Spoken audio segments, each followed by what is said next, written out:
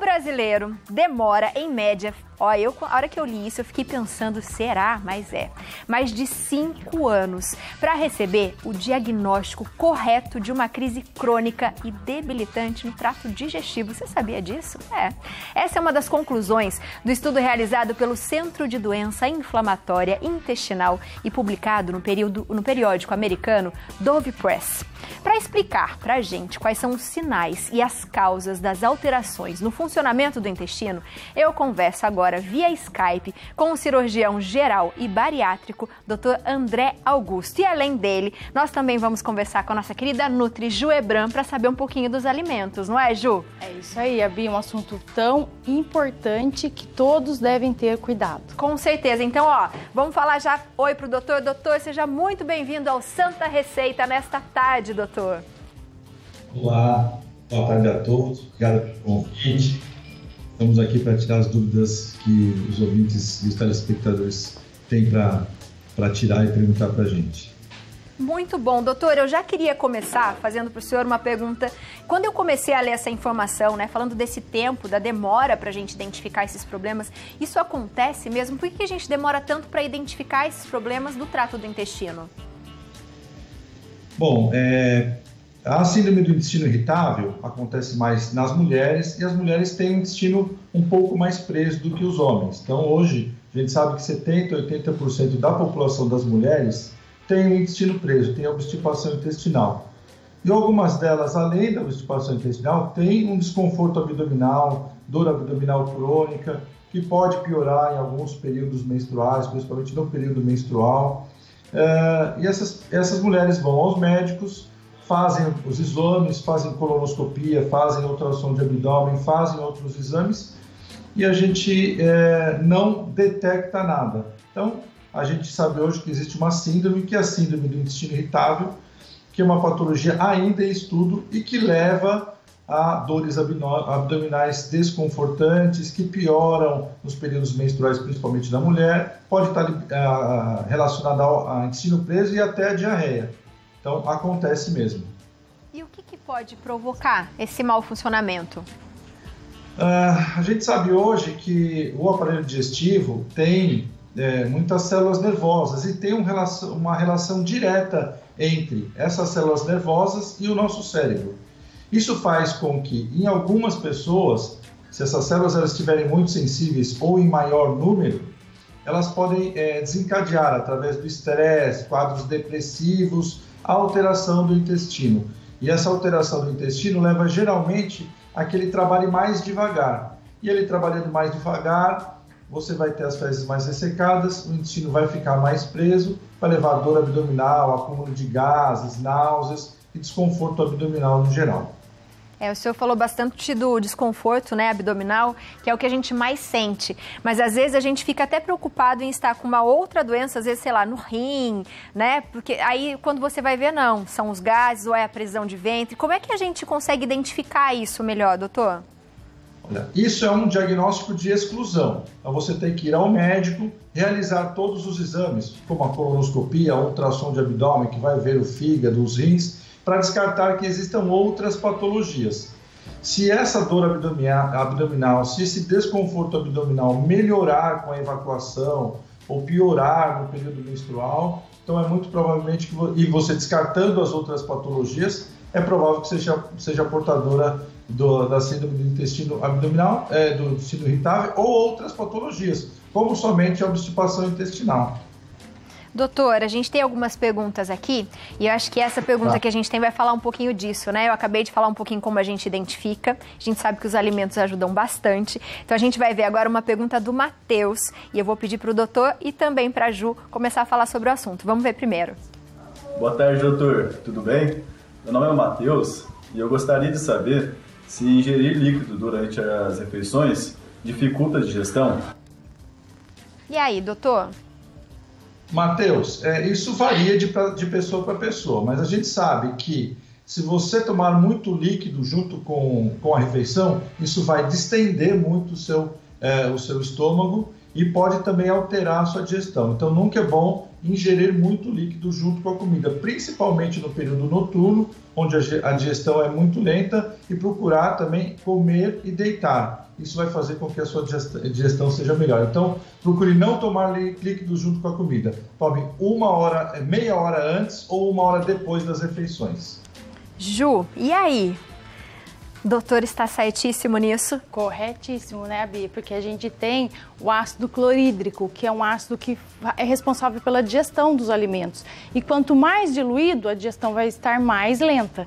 Então, vamos procurar evitar beber muito líquido junto com as refeições e fracionar durante todo o dia. Porque o líquido é bom, né? Exatamente. A gente tem que beber quanto, mais ou menos, de água por dia, Ju? 35 ml por quilo de peso. Aí cada um pode fazer a continha e descobrir a quantidade ideal para cada peso, para cada pessoa. Porque isso aí varia de peso para pessoa, né? De pessoa para pessoa. Uma pessoa de 60 quilos vai ser diferente de uma de 80, 100 quilos. Então faz essa continha em casa já para descobrir, deixa a garrafinha lá próximo, e o ideal é fracionar o consumo de água durante o dia. Porque tem alguns pacientes que relatam para mim que bebem a água toda no momento só, então também não é importante. O ideal é beber água a cada 20 minutos, mesmo sem sede, também é importante, porque tem a ver com o assunto que a gente vai falar hoje sobre o intestino, né? O funcionamento do intestino também está totalmente relacionado com a hidratação. Quanto mais estivermos hidratados, melhor vai ser o funcionamento desse intestino. E a gente estava falando com o doutor agora, né, como é que a gente identifica, né? A gente começa a sentir a barriga mais inchada, ter muitos gases. Os alimentos contribuem muito para que isso não aconteça, né? Exatamente. Conta pra gente. Então, a Bia, assim, o nosso intestino ficou muito tempo desconhecido. Ele era lembrado apenas como um órgão excretor de fezes. Só na hora de fazer o cocô que a gente lembrava do intestino. Exato. E atualmente a gente estuda cada vez mais a importância de uma microbiota saudável e equilibrada para termos uma boa saúde.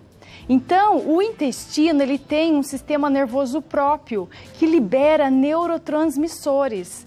Tanto é que ele é considerado hoje em dia o nosso segundo cérebro, de tão importante. E tem a relação com o que o doutor falou. Então, parte da dopamina, que é um neurotransmissor responsável pela sensação de prazer, da serotonina, que é o hormônio responsável pela nossa felicidade, nosso bem-estar, são produzidos e absorvidos no intestino. Então, o eixo corpo-intestino vai liberar esses neurotransmissores que têm total relação com as nossas emoções.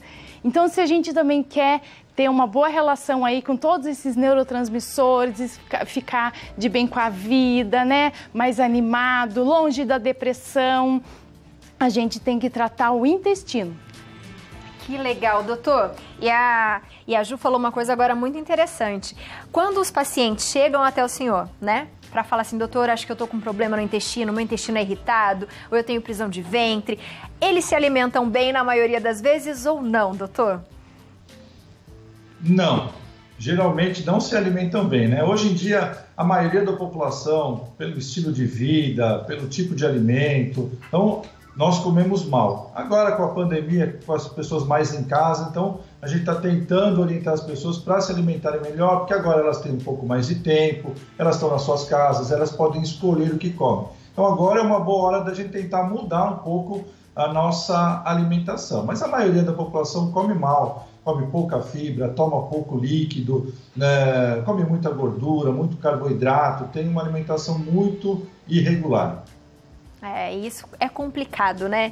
E a gente, né, nós mulheres, né, o doutor já começou falando sobre isso, que geralmente acontece mais em mulheres, a gente tem que tomar mais cuidado ainda, e principalmente as grávidas, né, que tem bastante, Ju. Tem algum alimento específico que é bom, que ajuda?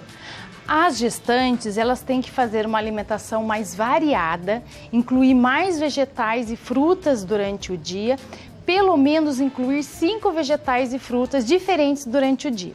E eu dou uma dica super interessante de deixar a ameixa preta de molho na água, junto com a sementinha de chia, porque a chia vai liberar uma gordurinha boa que vai aumentar o crescimento de bactérias intestinais do bem E aí vai formar esse gelzinho e pela manhã a gestante bater com uma fatia de mamão e colocar uma colherzinha de aveia, que é um alimento riquíssimo em fibras, que vai estar favorecendo esse crescimento das bactérias do bem no nosso intestino e ajudar no funcionamento correto intestinal. Muito bom.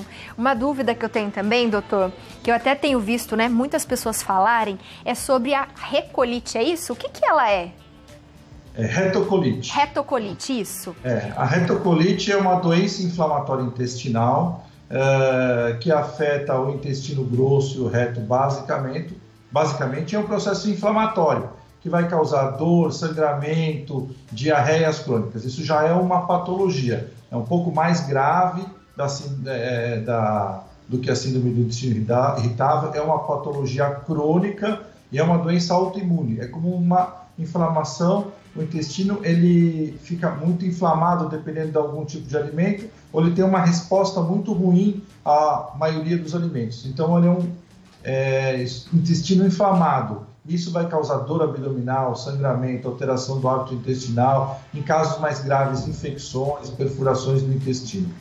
Mas é uma patologia crônica, mas já tem tratamento hoje em dia. E aí, esse tipo de coisa também causa um mal-estar, né, doutor? Porque às vezes você tá no trabalho e tal, e você fica correndo pro banheiro várias vezes, passa mal. É muito desconfortável isso, né? Sim. Essa diarreia é uma diarreia crônica e é sempre acompanhada de dor abdominal. E dependendo se a doença estiver ativa, se essa inflamação estiver ativa, essas evacuações são com muco, com sangue. E existe também uma emergência evacuatória, então os pacientes não conseguem segurar as fezes por muito tempo, mas usando medicações apropriadas tem uma melhora importante. Muito bom. E aí tem alimentos também, não tem, Ju, que ajudam bastante? Geralmente as pessoas, elas são intolerantes a alguma coisa, isso também ajuda? Sim, Abi, isso aí é uma condição bem individualizada, né, que a gente tem que considerar dentro de uma anamnese, algumas intolerâncias que os pacientes relatam, a questão de inflamações, né? Alguns alimentos são inflamatórios, então a gente tem que montar uma dieta bem individualizada para saber quais alimentos que vão favorecer essa microbiota intestinal saudável. Para as pessoas que de repente querem melhorar a alimentação, não ter problemas com isso, o que seria ideal para a gente durante os dias? Que eu vi que você trouxe bastante coisa aqui, já perguntei para as pessoas em casa se elas têm isso em casa, se elas comem. Conta pra gente, Ju. Olha que legal. Então, assim, no intestino a gente tem, Abi, inúmeras bactérias, boas e ruins, e elas são extremamente seletivas. As bactérias ruins vão se alimentar de farinhas brancas, de açúcares, de gorduras ruins, de produtos açucarados, que hoje em dia a gente tem muito nos produtos industrializados, nas bolachas, nos bolos, nos pães. Já as bactérias boas, essas que favorecem a nossa imunidade, já que elas também fazem absorção de nutrientes no intestino, elas gostam de fibras, vegetais, frutas, né? Então, por isso que a gente tem que caprichar na alimentação para favorecer o crescimento dessas bactérias boas no nosso intestino. Então, por exemplo, assim, no café da manhã, eu dei uma super dica aqui, da gente incluir um suco verde. Ele é rico em fibras, né? Já não tem uma baixa carga glicêmica, não tem açúcar. Então, colocar uma folha verde que já está aumentando a quantidade de fibras durante o dia. O mamão também é uma fruta, né? É um best-seller, eu falo. Todo mundo fala do mamão, né? Todo mundo fala que tem que comer uma fatia de mamão pela manhã para funcionar o intestino. Então, realmente, é uma fruta saudável, uma fruta de fácil acesso, que aqui no Brasil a gente acha em todos os períodos do ano, né? Então, a gente pode incluir uma fatia de mamão. A coalhada, o iogurte, hoje em dia a gente tem iogurtes até com probióticos, Abi. Então, probióticos já são as cepas que vão colonizar essa microbiota intestinal.